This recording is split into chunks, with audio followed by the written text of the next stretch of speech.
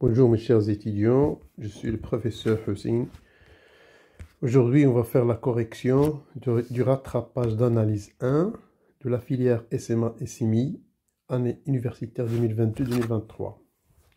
Ce rattrapage se comporte bien constitué par 4 exercices. Exercice 1, c'est des questions de cours très intéressantes. Exercice 2, 1, c'est un exercice concernant les propriétés caractéristiques d'une partie de R, la borne inf, la borne sup, la majoration.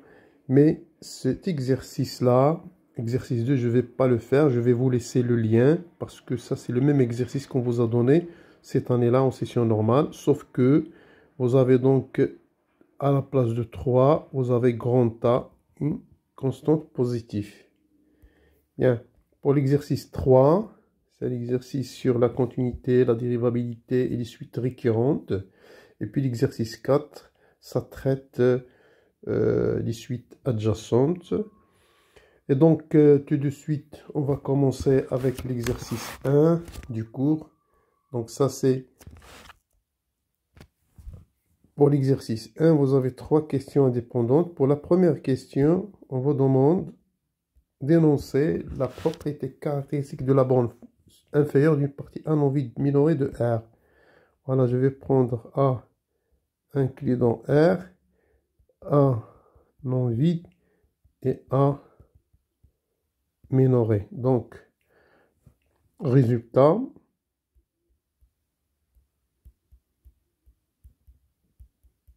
donc on a dit que si A est non vide minoré, alors A admet une borne inf, qu'on note en général petit m qui est dans R. C'est-à-dire que M, c'est l'inf de A. Bien sûr, il y a une caractérisation de cette borne inf. M égale à l'inf de A si et seulement si M, c'est un minorant de A, quel que soit x dans A, vous aurez petit m est inférieur à x. Et c'est le plus petit des, c'est le plus grand des minorants. On a donc, quel que soit y strictement positif, il existe x dans A, tel que x ce sera inférieur à m plus epsilon. Je vous dis déjà donc expliquer ça schématiquement pour la borne sup. On va le faire pour la borne 1. Imaginez que ça c'est R. Hein, et vous avez votre partie là. Disons comme ça. Partie A. C'est ça la partie A. Voilà. Donc, ça, en général, ce sera la borne inf de A. Hein, ça dépend, ça ou bien... Bon, c'est la borne inf. Est-ce qu'elle est dans A ou pas? On ne sait pas, ça dépend. Et donc, qu'est-ce qui dit la borne, la propriété caractéristique de la borne inf? Ça, c'est M. À chaque fois que je me déplace vers la droite avec un epsilon, regardez. Donc, vous aurez quoi? Ce point-là, c'est exactement M plus epsilon. Donc, à chaque fois que je me déplace, il y a un élément ici de A, x dans A, qui est inférieur à M plus epsilon. Voilà. C'est la propriété de la borne F. Maintenant, deuxième question de l'exercice de cours. Dans cette question, on considère xn une suite numérique qui est décroissante et minorée. Vérifions. Donc, xn décroissante et la suite xn minorée. Et puis, on pose petit m, c'est l'inf de cet ensemble, l'inf de A, avec A, c'est l'ensemble des xn tel que n Voilà. Donc, deux choses à faire. On va justifier tout d'abord M l'existence. On va justifier que M existe. Et puis, on va montrer que Xn converge vers ce petit M. Pourquoi l'existence de M? Parce que, regardez, A est constitué de la suite, des termes de la suite. A est différent de l'ensemble vide. Ça, c'est clair. Elle est minorée car la suite Xn, on a dit, est minorée. Et par suite, l'inf de A, qu'on a noté M, existe. Voilà. Maintenant, on va montrer que la limite de Xn tend vers ce petit M. La limite de Xn égale petit M. On va montrer ça. Bien sûr, par définition. Donc, par définition, c'est quoi? On va montrer quoi?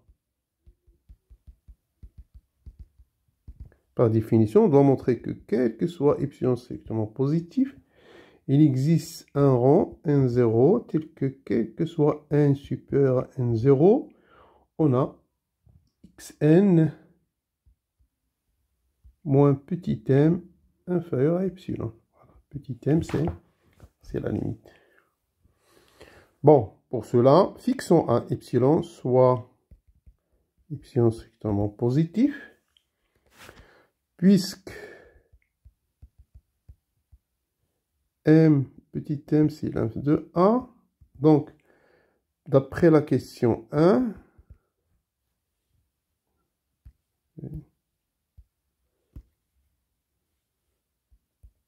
d'après la question 1, il existe un x dans A tel que m, ça sera inférieur à x à m plus epsilon, pardon. On va noter A, c'est mieux, pour ne pas le confondre avec les éléments de la suite. Il existe petit a dans A tel que petit m inférieur à petit a inférieur ou égal à m plus epsilon. Voilà, mais les éléments de A, donc l'existence de A dans petit a dans A, est équivalent à dire qu'il existe un n0 dans n tel que A est égal à xn0. Donc les éléments de A, c'est les éléments de la suite. Donc cette inégalité devient m inférieur à xn0 inférieur ou égal à 1 plus epsilon. Bon, ça, c'est la première hypothèse. On a utilisé le fait que m est égal à epsilon. Voilà. Deuxième chose, c'est que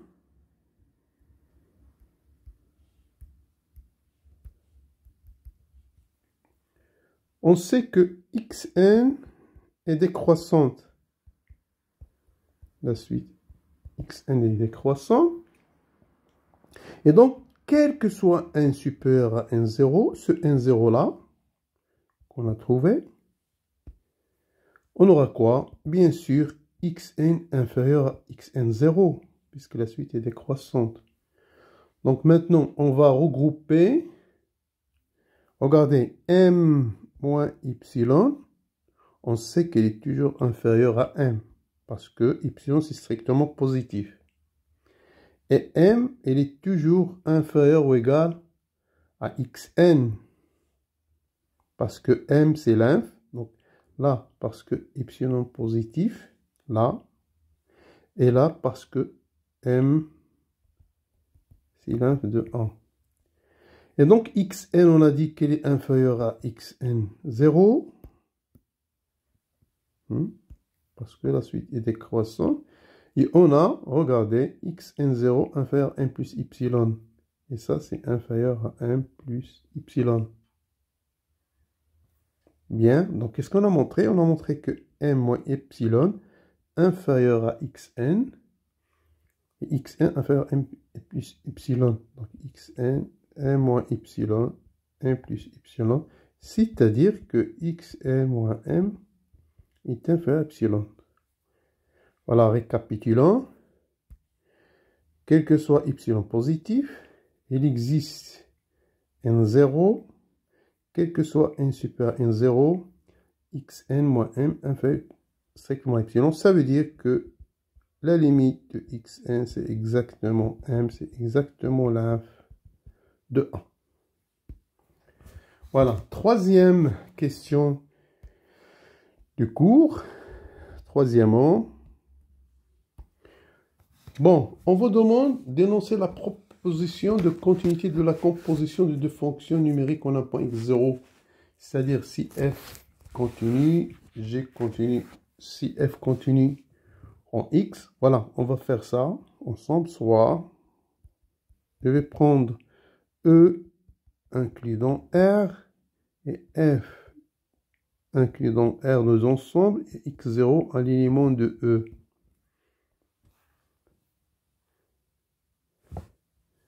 Bon, je vais prendre F de E vers R et G de F vers R.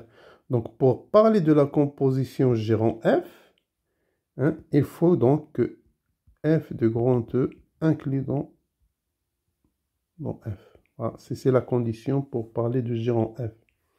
Alors, on a quoi? Si F est continu en x0 et G continue en F de x0, alors on aura quoi? G rond F continue en x0. Voilà. Voilà. Bon, je vais encore expliquer ça pour des gens qui confondent ça. Regardez, pour parler du G rond F du X. Donc, quel est le domaine? G rond F de F, c'est exactement G de F de X. Donc, première chose, pour parler de F de X, il faut que X soit dans I. Voilà. Et pour parler du G, hein, de F de X, il faut que F de X soit dans... bon, je vais garder les ensembles. Dans E, il faut que F de X soit dans F.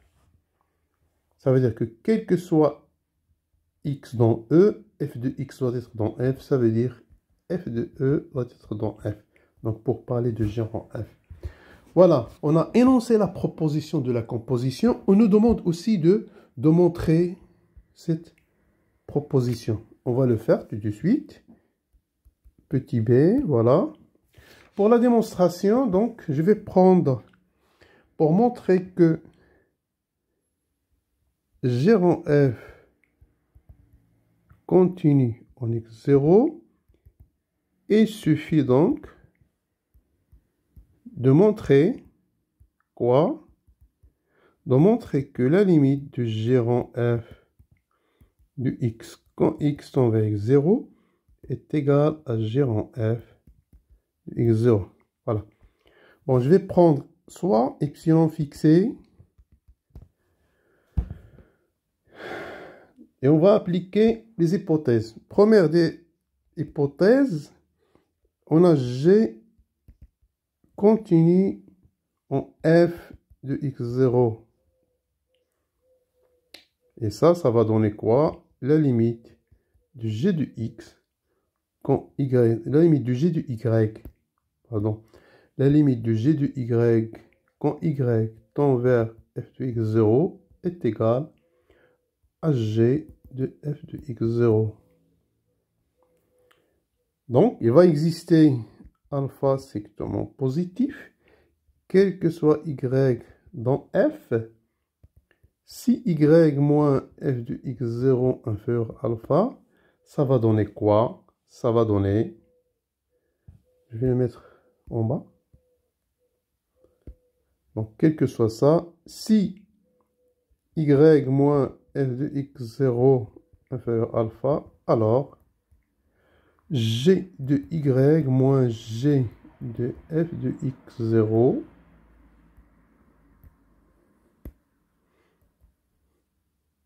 inférieur à epsilon. Voilà. Et on sait que f continue en x0. La limite de f de x quand x tend vers 0, c'est f de x0.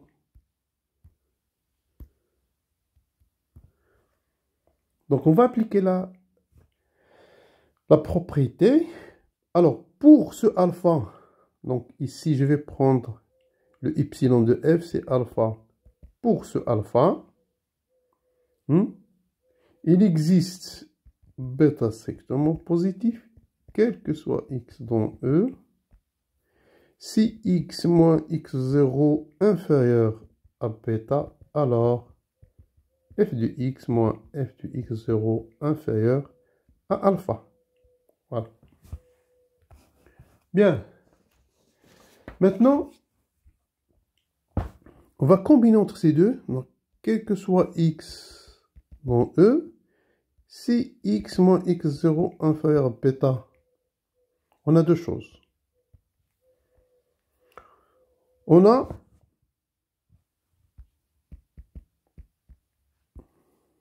quel que soit x dans E. On a quel que soit x dans E, on a f du x, ça sera dans f.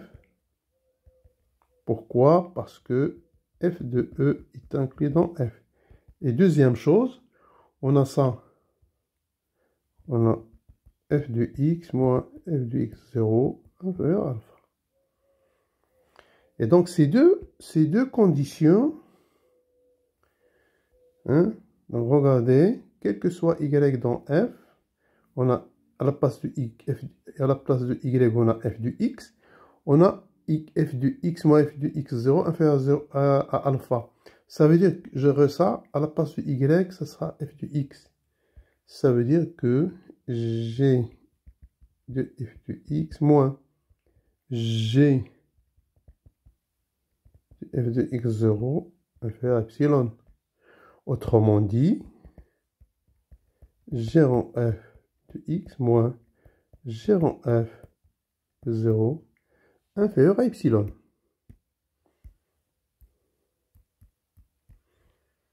Donc, récapitulons, regardez, quel que soit epsilon, il existe bêta, quel que soit x dans E, x0 moins x0 inférieur à bêta, on a g en f de x moins g en f de x inférieur à epsilon, c'est-à-dire que g en f est continu en x0. Voilà, ceci mis fin au corrigé de l'exercice 1. On passe donc à l'exercice 3. Comme j'ai dit, l'exercice 2, on l'a déjà fait. Je vais vous poser le lien dans la boîte à description.